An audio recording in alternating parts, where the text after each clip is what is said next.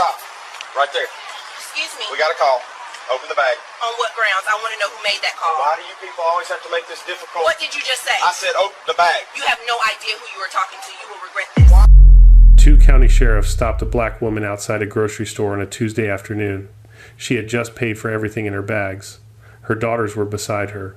The sheriffs told her they had received a call and needed to search her groceries right there, on the pavement, in front of whoever was watching. What they did not know was that she had spent 22 years in law enforcement, that she had been sworn in as police chief of that same county 4 days earlier, and that before the week was out, what they did in that parking lot would follow them for the rest of their careers. If you are ready to see institutional racism taken down, like this video and drop a comment telling me where you're watching from. And if this is your first time here, hit that subscribe button right now, because you won't want to miss tomorrow's story of cops messing with the wrong people and finding out. Let me know if you enjoyed the story. Let's continue. The automatic doors slid shut behind her. Anna Sondin stepped out into the late afternoon with a grocery bag in each hand and her daughters at her sides, the younger one already pulling ahead toward a dog tied to a post near the entrance, the older one matching her mother's pace. The car was 30 feet away. She had taken 6 steps when she heard it. Not a shout, not an alarm, the measured, deliberate voice of someone who has already made a decision before the mouth opens. "Ma'am, right there. Stop where you are." 2 men in county sheriff's uniforms were moving toward her from the left side of the entrance. Their patrol car was angled in a way that was not consistent with passing through. Rockridge reached her first. He placed himself in her path and told her he had reason to believe she had left the store with merchandise she had not paid for. Anna stopped walking. She shifted both bags into one hand and placed the other on her younger daughter's shoulder, drawing the child back beside her. The younger girl looked up briefly, then looked back at the dog. The older daughter had gone still. She was 9 years old, and she understood what 2 uniformed men blocking your mother on a pavement meant. Dominic moved to Anna's right. The 2 men formed a loose bracket around her, and the girls, not aggressive, positioned. The concrete apron in front of the store was wide and open, visible from the parking lot, visible through the floor-to-ceiling windows to anyone still inside. A man 2 rows back had stopped loading his car. A couple coming out through the automatic doors read the scene and slowed. The dog near the post looked up, then lost interest. Dominic told her this was routine. He asked her to open the bags for inspection. Anna asked who had authorized the search. She asked what the legal basis was. Rockridge told her they had received a call. When she did not move, he said it again. They had received a call. She looked at him, then she set both grocery bags down on the concrete upright, careful. She reached into her jacket and removed her identification. She held it open at chest height, steady, angled, so both men could read it without moving closer. She gave them time. She did not speak while they read. The badge identified her as Anna Sondin, Chief of Police, County Jurisdiction. Different agency, same county. A peer department to the sheriff's office, not above it in the chain of command, but not beneath it either.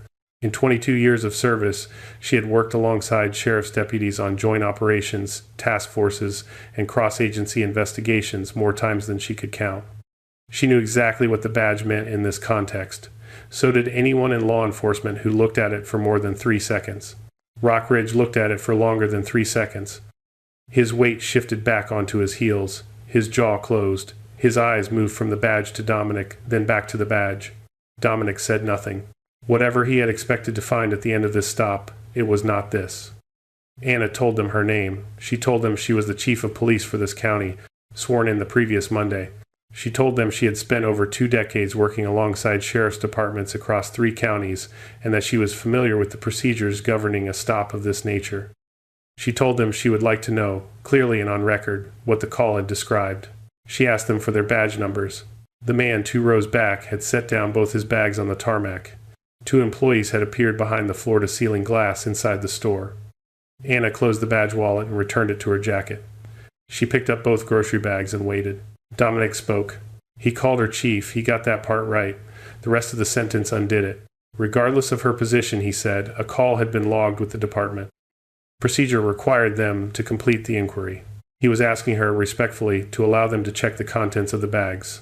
The man in the parking lot said something under his breath. His wife took out her phone. Anna looked at Dominic. She looked at Rockridge. She looked down at her older daughter, who was standing completely still, watching with an expression that had no name at 9 years old, but would have one later. Then she looked back at both men. Fine, she told them. She would show them what she had purchased, and when she was done, she was going to ask them one question. She needed them to think carefully before they answered. She crouched and began removing items from the bags, setting them one at a time on the low concrete ledge running along the storefront wall. Flour in a paper bag, butter, 2 packs of sugar, a carton of eggs, a bottle of vanilla extract. Then the last item, a small cellophane packet pressed flat from the bottom of the bag, 12 birthday candles, pink because that was what her daughter had asked for. She set them on the ledge. She stood up. She placed the empty bags to one side. She looked at both officers and said nothing. The candles sat on the concrete between them. Neither man spoke. Flour, butter, 2 packs of cane sugar, a half-dozen eggs, 1 bottle of vanilla extract, 12 birthday candles, pink, chosen from a catalog 3 weeks ago by a 7-year-old who would turn 8 in less than 4 hours. That was everything on the ledge. Anna told them she had purchased every item at the register far left checkout lane. She had been a customer at this location for 2 years. She produced the receipt without being asked, unfolded it, and held it toward Rockridge. She told them her daughter's birthday dinner was already at home, that the cake was the last thing left to make, and that she was still standing on this pavement. She asked whether they had what they needed. Rockridge looked at the ledge. Something had gone out of his posture. Not guilt yet, but the deflation of a man who has realized the ground has changed and has not yet decided what to do about it. He did not speak. Dominic did. He told her, without meeting her eyes, that the call they received had described a suspect. He did not say how. He said the call was credible. He said protocol did not allow for exceptions when a complaint had been formally logged. He said he regretted any inconvenience. He asked if she had the receipt. She held it toward him. He took it. He read it. He held it slightly longer than reading required, then handed it back. Anna folded it and returned it to the bag. Then she asked the question. No elevation in the voice, no performance, 1 word at a time, in the order they needed to come. Who made the call? What did they report? And what was the description of the suspect they were given? Dominic looked at Rockridge. Rockridge was looking at the ledge. Neither man answered. She asked again. Same words, same pace. Rockridge and Dominic had the receipt. They had seen the badge. They knew exactly who was standing in front of them, and they still had not answered a single question she asked. What do you think happened next? Did they come clean, or did they stay silent and hope she would let it go? Drop C for came clean or S for stayed silent in the comments. And if this story needs to be seen, share it now. Someone you know has been waiting for this one. The automatic doors opened. A man in his mid-50s stepped out, company vest, name lanyard, clipboard at his side. He had been at the edge of the glass for several minutes, long enough to understand what was unfolding, long enough to weigh what it would cost him to stay inside. He had made his calculation. He stopped a few feet from the group.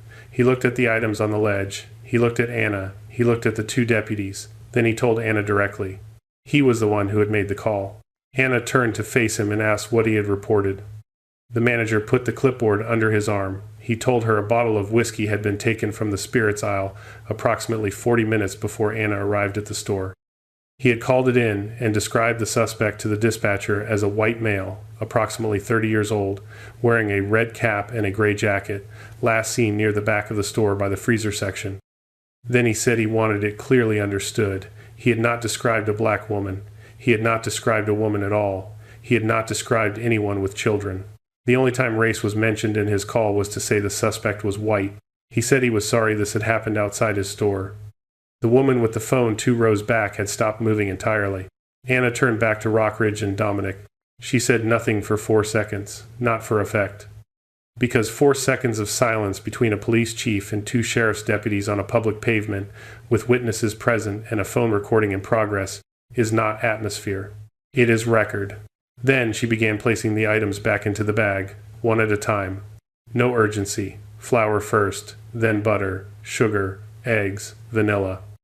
While she did this, she spoke, level, no heat in the voice, the tone she used when reading findings into a formal record. The call was real, she said. The manager made it. The description was specific, white male, red cap, gray jacket, freezer section. She was a black woman with 2 daughters and a bag of baking ingredients, stopped 6 paces from the exit. No part of that description matched her. No part of that call had authorized this stop. She placed the birthday candles in last. Then she told them what that meant. The call had given them a suspect. They had chosen a different one, and she would like them to think carefully she used those exact words about why. This was not a threat. It was not a reprimand. It was a question left open in the air of a public parking lot, in front of 9 witnesses, 4 of whom were still recording. Dominic's mouth opened. It closed without a word. Rockridge took one step back, not deliberate, not a retreat, just what the body does when it absorbs something it was not prepared for. The manager had not moved from his position near the doors. Anna picked up both bags. She looked at her older daughter. The girl had watched all of it, the badge, the ledge, the receipt, the question asked twice, the manager walking out. Every word her mother had spoken in the same voice, at the same register, without once raising it. She had watched a woman be accused, identify herself, be accused again, and then take apart the accusation item by item, using nothing but precision and patience. She was 9 years old. She would not forget a single moment of it. The parking lot did not empty quickly. People stayed, not gathered in a crowd, but present in the way people remain when they have witnessed something and feel, without articulating it, that their presence still counts. The man who had set down his bags was still there. The woman with the phone had lowered it, but had not put it away. Anna moved her daughters to the car before anything else. The younger one was buckled in and already drowsy, the birthday candles in her lap. The older one sat watching through the window. Anna walked back toward the entrance. She made one call. Not to the sheriff's department. She had no authority over Rockridge and Dominic. They answered to their own chain of command, their own elected sheriff. What she had was a badge, a record, witnesses, and 2 decades of experience in how these situations were properly handled. She called the county's Independent Civilian Review Board the oversight body with jurisdiction over both the police department and the sheriff's office and gave them what they needed in under 2 minutes. Incident time, location, the deputies' badge numbers, a summary of events. She told them the store manager was a cooperative witness. She told them there was body camera footage that needed to be preserved before end of business. She told them there was phone footage from at least 3 members of the public. She ended the call. Rockridge and Dominic were at the far edge of the lot. A senior deputy from their own department had arrived, summoned by their dispatch, not by Anna, and was now taking their account. He was writing in a notepad. He was not making eye contact with either man. Their words were being recorded by someone who would have to pass them up a chain of command that now knew exactly who they had stopped on that pavement. The incident report from Anna's department was filed the same evening, authored by a colleague she assigned specifically to maintain distance from the record. The county legal office had a copy the following morning. A local news station submitted a media inquiry to the sheriff's department within 48 hours. On the 4th day, a civil rights attorney filed notice of intent to pursue legal action on Anna's behalf. The lawsuit named Rockridge and Dominic individually. Rockridge. It also named the county sheriff's department as an institution, on the grounds that the stop was not an isolated misjudgment but a foreseeable outcome of inadequately supervised conduct. The evidence was not complicated, and it was not thin. The original dispatch recording contained a description, white male, red cap, gray jacket, that was inconsistent with Anna or her daughters in every particular. Dominic's body camera had recorded the encounter from the moment they moved toward her through to the moment she walked to her car. 9 signed witness statements corroborated what the footage showed. 4 of those witnesses had independent recordings. The sheriff's department placed both deputies on unpaid administrative leave within 7 days. Their union representative requested a viewing of the body camera footage before advising them on next steps. He viewed it. The meeting that followed lasted less than 20 minutes. He told them their position was not one he could take to a hearing. The case did not go to trial. 11 weeks after the incident, a settlement was finalized. The sheriff's department, on behalf of the county, agreed to pay Anna $175,000 in damages. Institutional liability was not formally admitted. That language was negotiated out during settlement discussions. But the protection of non-admission was explicitly not extended to Rockridge and Dominic as individuals. Each man was found personally liable for civil rights violations under federal statute. Rockridge was ordered to pay $22,000. Dominic, whose decision to continue the search demand after Anna produced her identification and identified herself as a senior law enforcement officer, made his conduct the more deliberate of the two, was ordered to pay $38,000. Both men were formally separated from the sheriff's department on the same morning. Their commissions were revoked. Their badges were surrendered in the same building, processed by the same administrative officer within the same hour. The officer did not look up from the paperwork. Anna was not in the building. She was across town in a conference room at the police department, leading a cross-agency training session on stop and search protocols with officers from 3 departments, including a contingent from the county sheriff's office. The session ran 1 hour and 40 minutes. The attending officers rated it among the most practically useful training they had received. She did not mention the parking lot, not once. She did not need to. She had arrived home at 7:41 on the evening of the incident, still in the same clothes. Both bags went on the kitchen counter. She unpacked them in order: flour, butter, sugar, eggs, vanilla. The birthday candles she set on the counter separately, apart from the other items. Her older daughter came into the kitchen and asked if she was okay. Anna told her yes. She told her to wash her hands. They made the cake together. The older daughter handled the measuring more precise than the recipe required, the way she always was when something felt important. The mixing was shared. The oven did the rest. The kitchen warmed. The younger daughter stirred on the couch, pulled the blanket tighter, and went back to sleep. The cake came out at 9:14. They let it cool. They frosted it, Anna doing the base in steady, even strokes, her daughter doing the top in wide, uneven swirls that ran past the edges in 2 places. Anna said nothing about the edges. Then the candles, all 12 pressed into the frosting in a rough circle. The same packet, the same pink, pulled from the same bag that had sat on a concrete ledge in a parking lot while 2 men decided whether they were required to acknowledge who she was. Anna struck a match. She lit them one at a time, moving around the circle without hurrying. 12 small flames, steady in the still kitchen air. She called her younger daughter's name. The girl came in from the other room, still half asleep, and stopped in the doorway. She looked at the cake. She looked at her mother. She looked at the candles. Then she smiled the full, uncomplicated smile of a child who has no idea what it costs to bring that cake home and does not need to. Anna watched her walk toward the table. The candles burned. That was enough. If you like this video, make sure to hit that like button, subscribe, and turn on the notification bell so you don't miss the next story. Share this video with someone who would appreciate it, and let's keep building this community together. And before you go, drop a comment below. I'd love to hear your thoughts on what stood out to you the most.